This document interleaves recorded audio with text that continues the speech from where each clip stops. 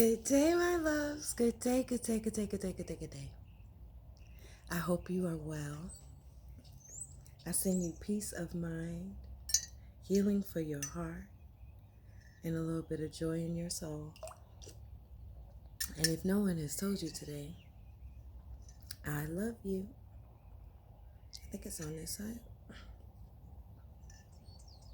Can you see? The sun shining so bright, but it's a beautiful thing, right? I love you. My glasses even tell you too. I don't have on my heart pajamas on my house or my robe, but you get the gist. I've been video silent, even on my end. Like, I know I haven't posted in a while, but I'll resume posting after I come through this, I don't know what you would call it,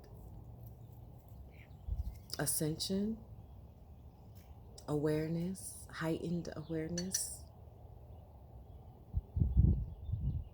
And so a couple of things have happened. Not to mention, I'm still struggling with my addictions, right? And it's crazy because when I think about it, I'm like, well, where did these addictions come from? Like, how did they manifest and blah, blah, blah. So when I go back through it, I realize, and I'm not even talking about what I'm struggling with right now. I'm talking about even when I was a teenager. Back then, it was candy. Or when I was a child and in adolescence, it was candy. And as a teenager, when I got my first job, it was clothes and going out. I started clubbing at the age of 13, 14. They had teenage clubs back here in Atlanta back then, quite a few of them. And so every weekend, and then when I became my mid-teens and I moved out at 19, I was still clubbing. I had my own apartment too. I was working 2 jobs. Went to school for a minute, but then I realized I didn't want to do both at the time. I did, of course, go later back. But back in my teens, it was clubbing and it was clothes. And it was food. It's always been food though, because I've always loved food. But where did the emotional eating come from? Well, I know back in the 70s, food was scarce. We lived in the projects, and my mom was real critical about food. Like, she even put a lock on the freezer. And I get where it came from during those times, but I believe that's probably part of my traumatic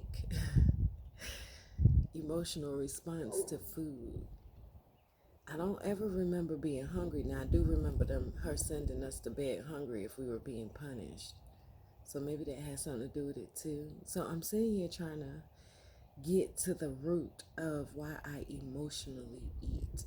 And it ain't just, the negative emotions, it's the positive emotions too. I love food. I really do. I'm like a food connoisseur. That's why I love to cook and I love to bake, right?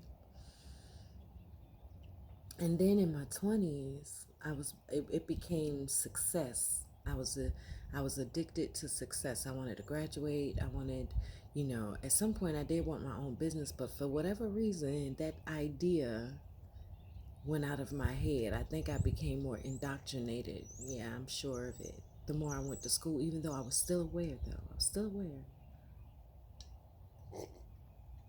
And so here we are today.